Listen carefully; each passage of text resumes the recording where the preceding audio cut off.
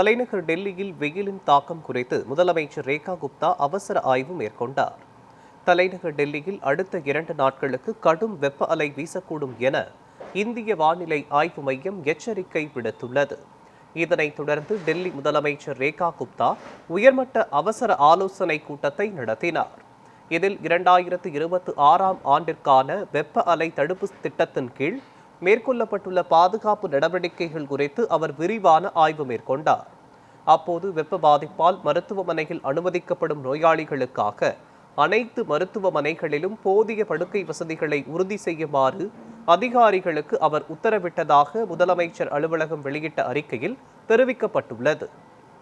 மேலும் பொதுமக்கள் வெப்ப அலையிலிருந்து தங்களை பாதுகாத்துக் கொள்ள வேண்டிய தடுப்பு நடவடிக்கைகள் குறித்து விழிப்புணர்வு பிரச்சாரங்களை மேற்கொள்ளவும் முதலமைச்சர் ரேகா குப்தா உத்தரவிட்டதாக கூறப்பட்டுள்ளது.